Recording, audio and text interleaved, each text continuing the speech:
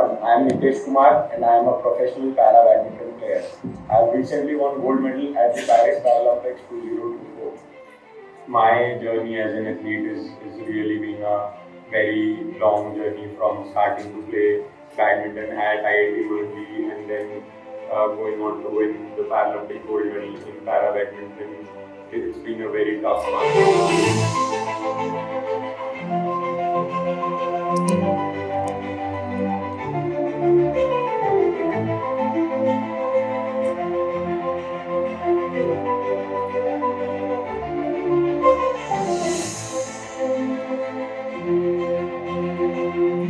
I've had a lot of challenges in my life and in my career.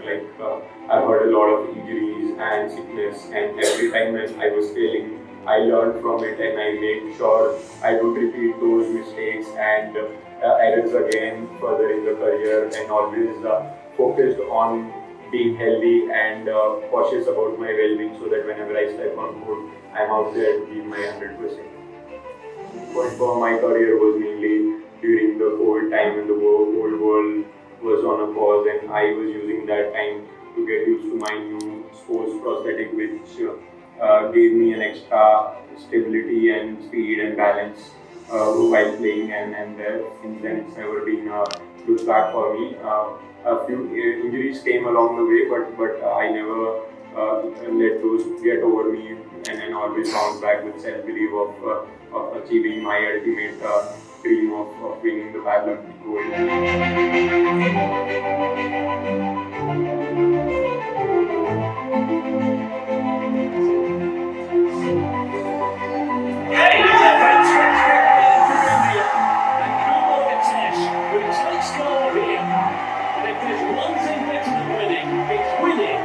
Virtually no one gave you a chance.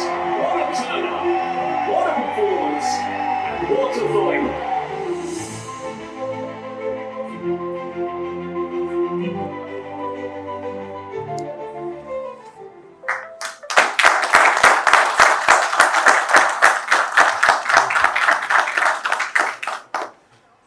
What an amazing story, and it's now my honor to invite this year's and the very first Happiest Health champion, who we are going to honor today, to come to the stage.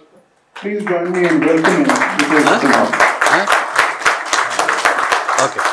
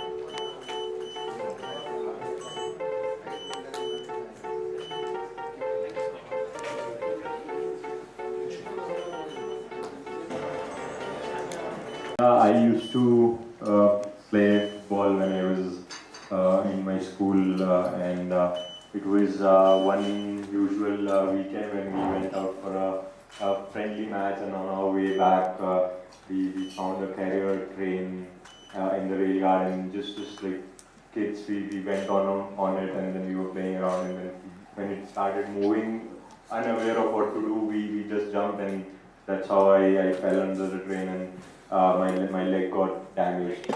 Yeah, of course it was a very huge setback for me, because apart from being active in football, I was also very enthused about joining the defense and serve for the country because my father was in Indian Navy and his uniform always used to fantasize me. So yeah, that was my main profession to go on and serve for the country and join defense.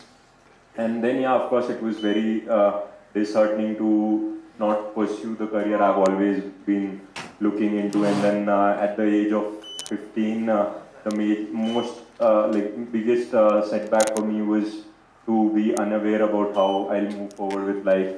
Not just about being into a profession, it's just for basic living, how will I survive, and also a fear of being accepted in the society or not. But I think the first step towards rising back came from with my family. Like they accepted it and they fought with it, and they always taught me to fight with it, and then made me accept it, and then just for me to accept it that that's how I have to move forward in the life ahead. And then yeah, initial days it was not about what will I do in the future or how will I if I'll ever play badminton. Badminton was the least interested sport I was before the accident. So yeah, at that time it was just the basic aim was to survive and move forward, get back on my knees, my legs independently again. Yeah. So just tell us about after your accident, how did you rebuild that confidence? Because you said that whether I'll be accepted in the society or not. So how did that entire rebuilding of confidence and motivation took place? Like initially, the first few weeks of the accident, yeah, of course, I used to be very low, and then I think it was my father who always stood there. He used to be down, but whenever he used to come in front of me, he never made me feel how huge it is, and then and he always made it look simple, and he always motivated me. He came up just like the stories here. My father also came up with a lot of stories of many armed forces professionals, and there used to be a Bharatanatyam dancer who used to dance with artificial legs. So yeah, all those stories, and then always taking small steps of getting the wounds healed first, and then start to walk with crutches, and then slowly, and yeah, of course, that then when I moved to Artificial Limb Center in Pune, that's a center that's worked by armed forces, and there are lots of armed force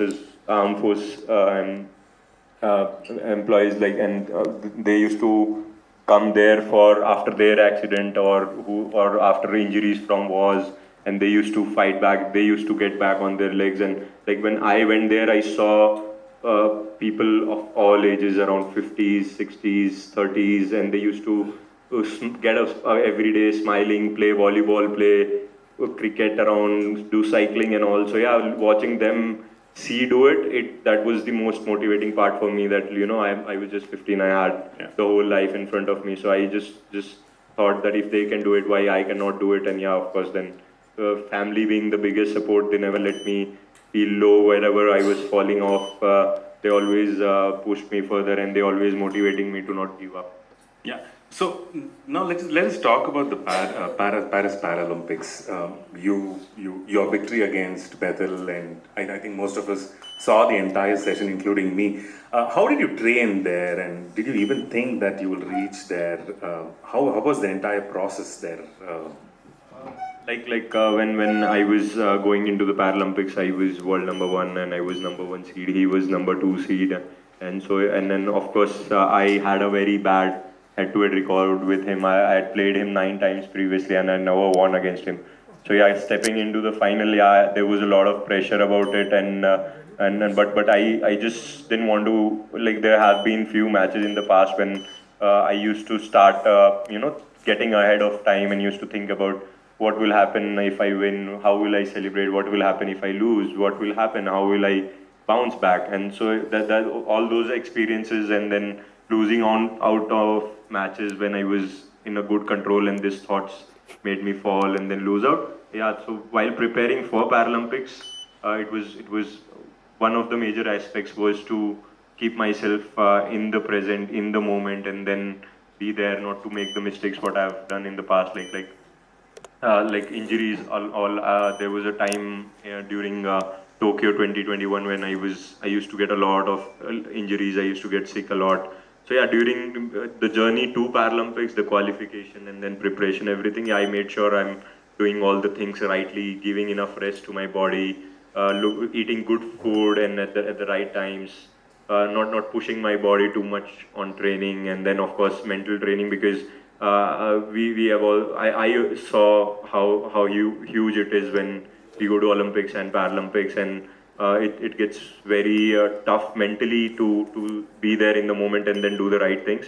So yeah, for me the most important preparation for Paralympics was to train myself mentally and not to go ahead of the time. Okay. On the same lines that you've now undoubtedly realized the benefits of health and wellness and everything. So considering these extraordinary achievements that you've done, how do you approach wellness, both physically and mentally? What are your thoughts about it? Physically, being an athlete, yeah, of course I have to train every day, but normally also the days when I don't feel like training, like even now I have off season, I don't have many tournaments coming up, so even now I prefer I go out and I do some physical activity, even if it's just a small walk on the treadmill, or just some cycling, just to keep my body active. And then of course main is the diet thing. I think it's all 70% of the contribution to the journey of athletes. It's diet, like immediately after a good training session, what we eat, and how later we eat the full meal, and what we consume is how help us with our recovery, and then so that we can next day again go and do training again. And then of course sleep. Like I think there have been times when initially I was playing tournaments, and due to the jet lags in European countries, in American countries, I used to struggle sleeping, and then next day I used to feel lagged behind because I was not feeling physically fit out there. My body was lagging. So yeah, over the years I think I've realized that sleep is also very important, and these three were the main aspects. Also, like before getting into the final, after I won the semi-final at Paris, everyone was asking me, what's your, like the media team were asking me, how are you preparing yourself for the final? And I just told everyone the same thing, that my focus is on recovery, going on, and then having a good sleep, having good meal, so that tomorrow I don't feel lagged, and no matter what the result is of the game, I should be satisfied that I gave out my 100%. And then of course mentally also, I think it's very common for people to get ahead of time. So yeah, setting up small goals, and then rewarding yourself with small wins and small motivation to go further one step, and then keeping yourself away from the distractions. I think screen time is a very big flaw in the moment as of now. Yeah, that is also one of the part which I avoided before going to Paralympics. I cut short myself from all the social media handles and everything, so that I don't get the pressure of those expectations to me, and that add-on pressure won't be a help for me at the Paralympics. Yeah. So on the same lines, have you ever felt like giving up, and how have you pushed through those thoughts? Yeah, there have been times when I was feeling low, like the way I prepared myself for that few games, and I was hoping that I'll go out and win, and then not winning it were disheartening. And then there were times when I felt like if I'll be able to do that or not. And at that moment, I always used to tell myself that biggest fight I've already won when I was 15, stepping back out of bed, and then getting independent on my knees again. So I always kept telling myself that if I can fight that and I can come back, then these small setbacks are very small. The most major which I remember is Tokyo 2021. Like during the qualification time, I was in IIT, so I used to travel a lot. I used to train every week, Monday to Friday. I used to attend classes in Monday, and then I used to travel to Delhi for Saturday, Sunday to train, and then traveling abroad for tournaments every third week. So yeah, and then all those things. Like after a few weeks, I was sick. Sometimes I was injured. So yeah, that was the major setback I had, and at that time I had doubts if I will be able to do it, or if this profession is meant for me or not. But yeah, then after the COVID time, when I was again stepping back into the competitions, that's what I told myself, these are the things which I don't have to do again. I don't have to push myself too much so that I get injured, or I have to keep myself healthy so that, I get to be my best at the tournaments and the court. Right. So we've been talking about resilience from the beginning till now. It's often inspired by others. Okay, so who's your inspiration in the entire journey till now, being the gold medalist? Like initially, as I told, during the quickly after the immediately after the accident back in 2009, my source of inspiration were those patients at the artificial limb center who were, irrespective of any life goals. Like they also might have given up in their life, and then someone inspired them to come up, and they inspired me to, at least not. I was not aiming to be a Paralympic champion back then, but for me the goal was to get independently, and then to be accept myself in the society, and to face the society with those society stigmas and all. So yeah, back then those were my inspiration. And then when I stepped into para badminton, the first national tournament I remember I played was in 2016, and when I went there, I saw so many other athletes, everyone from different background, everyone from different disability, everyone from different struggle. But everyone, when they were stepping onto the court, they were not. I think they were just giving their best, and they didn't know what they have been coming from. So yeah, that inspired me the most to give my best as well whenever I was playing. And also Pramod Bhagat, if you guys know, he was the Paralympic Gold medalist at Tokyo 2021. And then when I stepped into para badminton, he was world champion. So yeah, when I got to know him, I got close to him. We are still very close.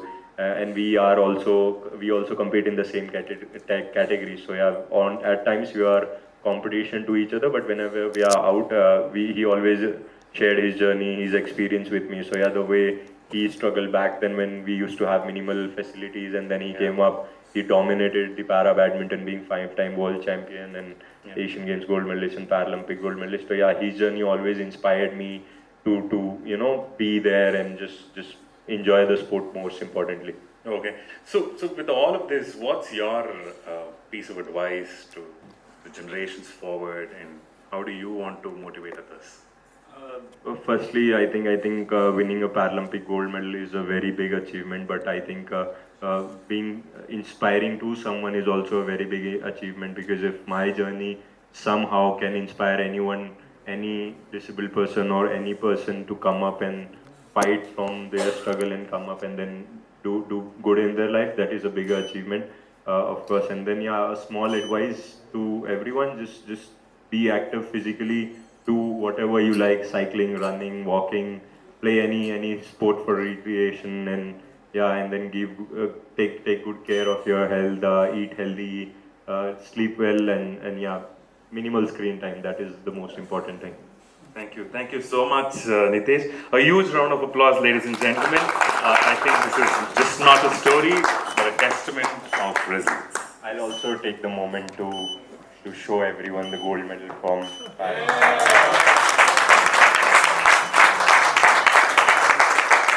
Thank you. Paralympics. So every athlete will get the struggles after for next 4 years that keep them healthy and on track. So how do you maintain the diet, and what are the things you're following for next 4 years in the next step?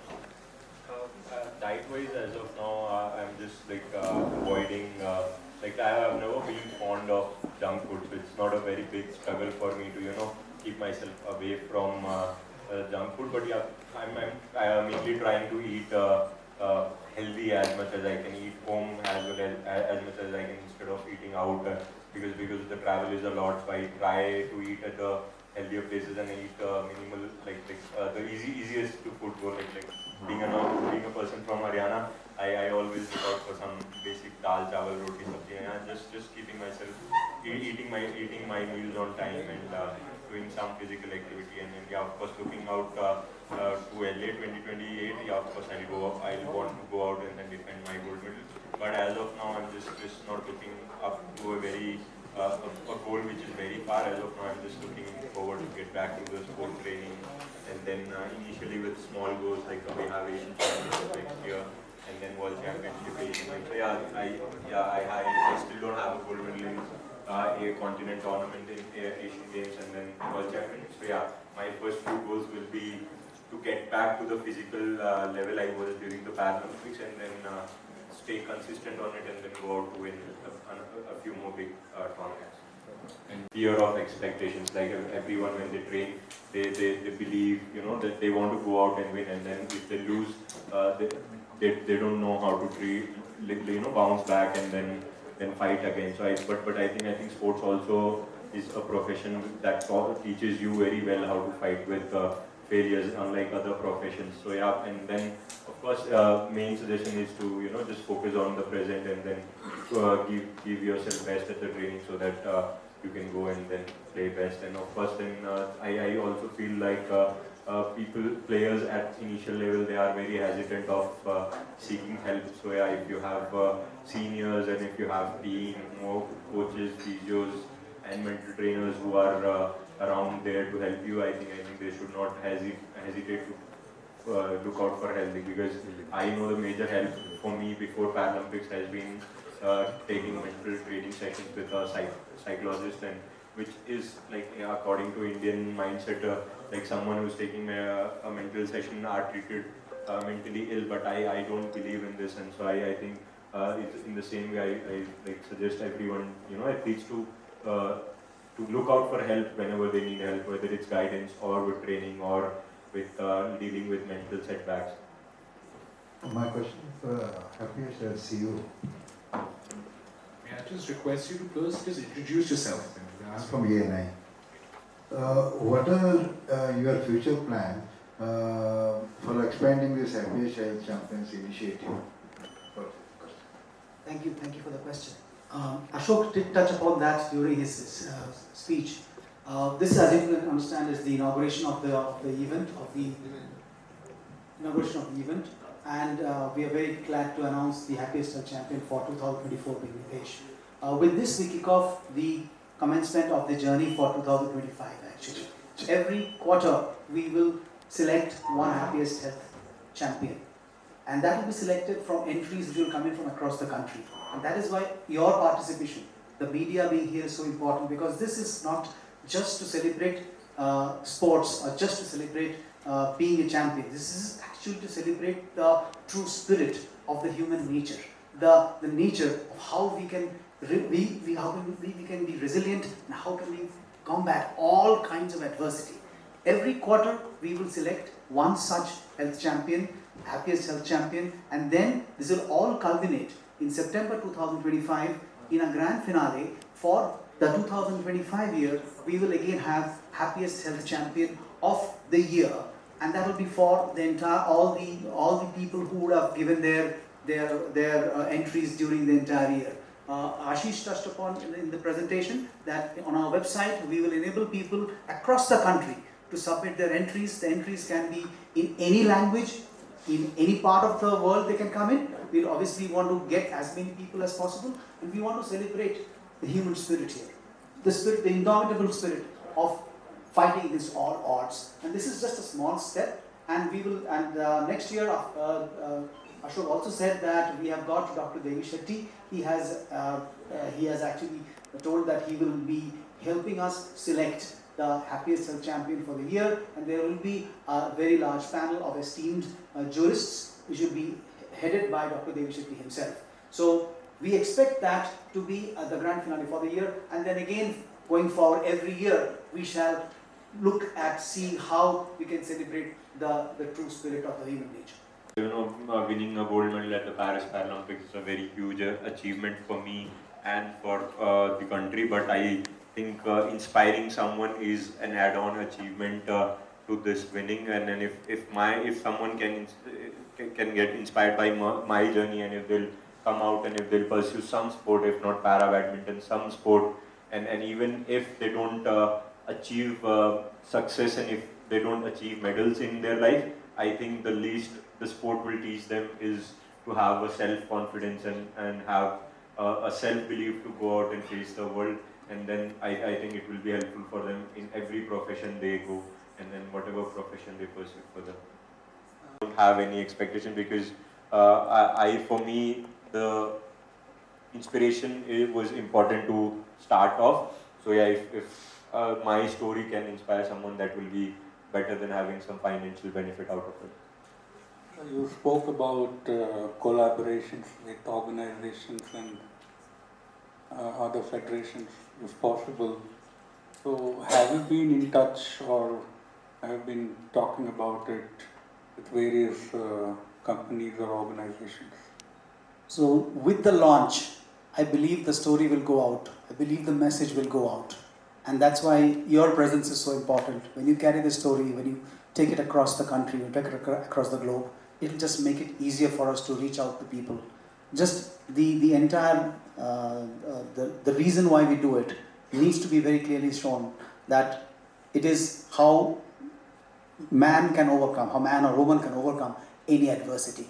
And any organization which shares that bandwidth, shares that wavelength with us, we will be very happy to work in whatever way collaboratively, so such that such championships, such stories of inspiration can be brought to the world. So this is the kickstart of the entire journey. That's what I'd like to say on that. Would you like to also...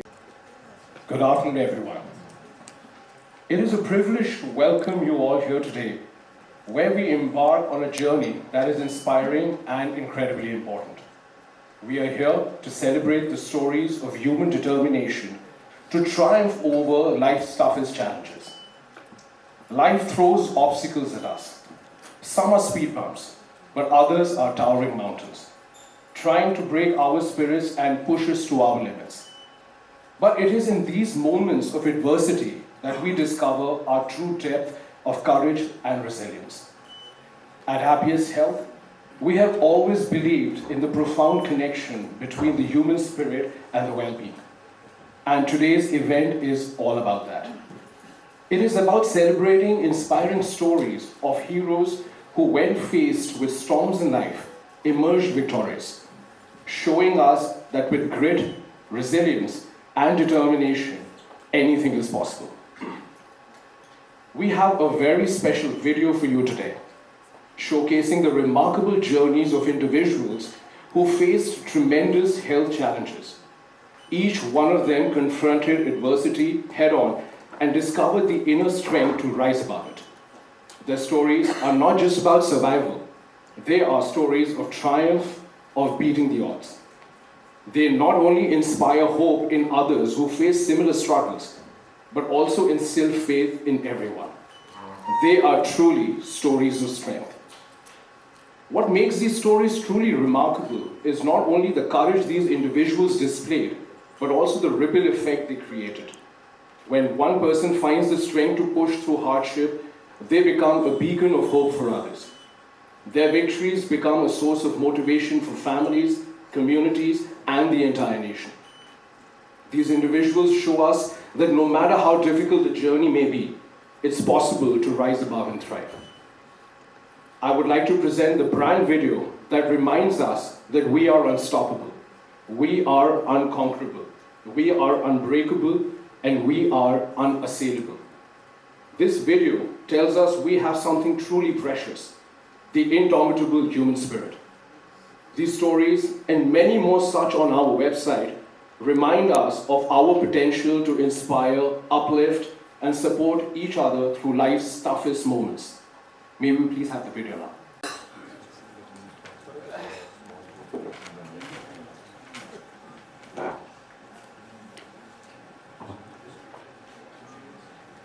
It really gives me immense pleasure to welcome you to the launch of a very unique program, the Happiest Health Champion, a platform and an annual award which we intend to introduce from here onwards that stands as a testament to the extraordinary power of the human spirit, as we've seen in the few examples. I'm really pleased to see such a good presence of the media here. It's an unusual program. I think we've had more success on this today than we've had on some of our business programs. That's very heartening, because you're going to be a part of the story to disseminate this program and the stories behind it. You have all attended many programs which celebrate achievement. These include best governance, great places to work, best startups, and so on and so forth. Happiest Minds has been a recipient of many of these awards, and many of you may have been present when we received those. This time, this is different. It is Happiest Health which is launching a Health Champion Award, which is the first in the country and probably the first ever in the world. At Happiest Health, our mission has always been to promote health and wellness, not just as a goal, but a way of life. Over the years, we've recognized that the journey to health is often more challenging than we imagine. For some, it is a battle that is fought silently, but with courage, resilience, and determination. It is these unsung heroes, the individuals who have faced these health challenges and emerged victorious, that we aim to honor through the Happiest Health Champion program.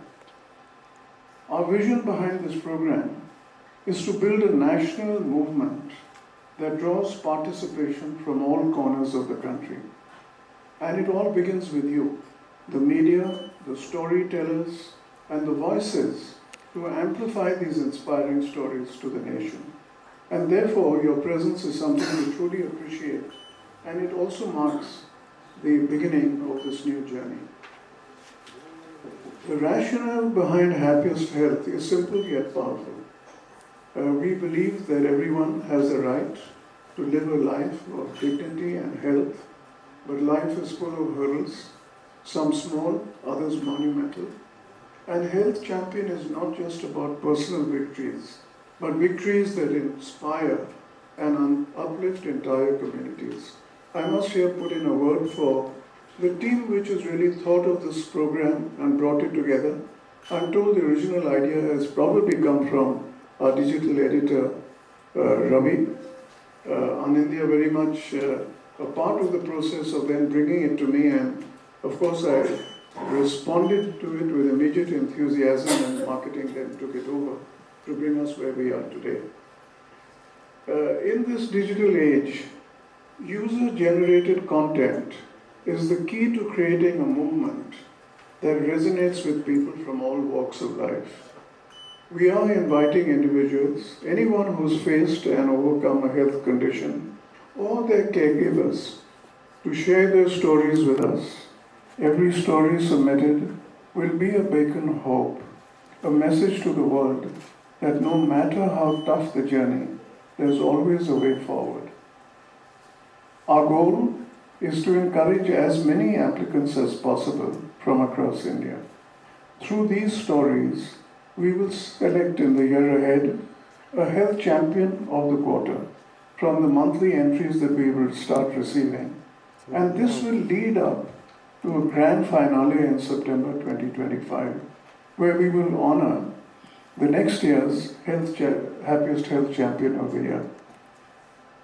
It's important to acknowledge the critical role that caregivers play in these journeys. Their resilience, dedication, and support often serve as the foundation upon which many recoveries are built. They too will be a part of this campaign, because every victory over a health challenge is a shared one. I'd now like to tell you a little bit about the event next year and the jury and the process for the same. I would like to announce that for 2025, our Health Champion of the Year will be selected by an esteemed jury led by none other than the renowned Dr. Devi Shetty. Dr. Shetty's contributions to healthcare, as everybody knows, are unparalleled. And he's always working to see how you could help people who are underprivileged or who had special problems. And his involvement will ensure that the 2025 Health Champion we honor is chosen with the highest degree of expertise and compassion. With the power of Health Champion, We will shine a light on the unwavering human spirit. We will help individuals across the country believe in the possibility of a brighter, healthier future and realize that no one needs to stand alone. The stories that will emerge have the potential to reshape how we think about health challenges, not as limitations, but as opportunities to grow, to inspire, and to triumph. This is the future we are shaping, a future where heroes are celebrated for their perseverance, and where health and wellness are seen not just as individual goals, but as a collective shared journey. To make this vision a reality, we do require the media to help us spread the word, to reach those who have stories to share, and bring these stories to the forefront of public consciousness. More importantly, we need the people of India to come forward, to share their journeys and to inspire others. And before I do conclude, ladies and gentlemen, Happiest Health Champion is not just an initiative. It is a movement, a revolution to change the way health challenges are perceived, a revolution of resilience, of hope, and of human dignity. Together we will build this platform into a national treasure, one that honors the past, celebrates the present, and inspires the future. As we launch this unique program, we celebrate a remarkable individual who exemplifies what it means to be a beacon of hope. His story is a testament to the power of perseverance and the positive impact that one person can have on the lives of others. He is a true embodiment of strength and perseverance.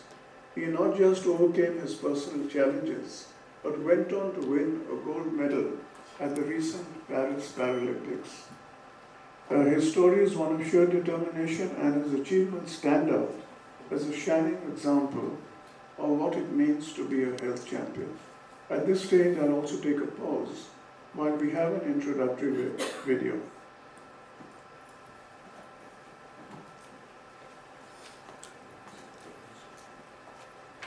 Yes, and can be a game changer for para athletes and for people who have been fighting setbacks in their life, especially from an para athlete point of view. The biggest struggle that we have been focusing is the inclusion in the society and the acceptance in the society, and then the trust that just like other able-bodied athletes, even we can go out and make our country proud, and then of course sharing such stories on such platform, and then inspiring more and more people to come forward and share their story and to get out of their comfort zone and to fight their struggle and then come back stronger in their life. Yeah, it can be very inspiring and very game changer for the whole of the country.